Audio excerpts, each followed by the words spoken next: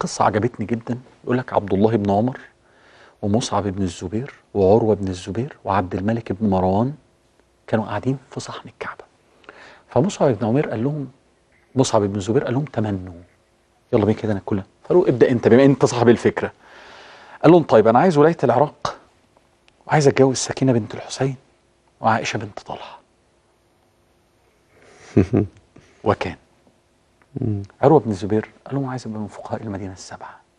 عمر بن عايز ابقى من فقهاء. قال انا طلب، انا الهدف بتاعي الفقه بس. لما عمر بن العزيز عمل فقهاء المدينة السبعة اللي بيفتوا بس، اول واحد كان عروة بن الزبير، بل بعض العلماء فضلوا على سعيد بن المسيب. تمام، من الفقهاء العظماء جدا. عبد الملك بن مروان قال الخلافة.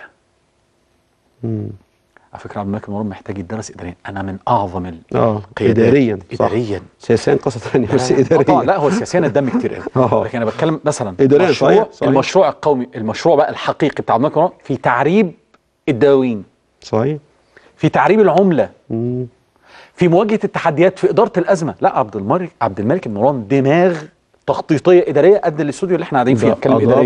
أدار هو صنع خلافة الحقيقة، حاجة عجب فوق الوصف. الرابع عبد الله بن عمر قال أنا عايز الجنة. عايز الجنة. مركز في المشروعات. إن كل واحد، عشان كده من الحاجات الجميلة قوي بالظبط كده. لو أنا عديت لقيت حضرتك بتدور في مكان، قلت لك أنت بتدور على إيه؟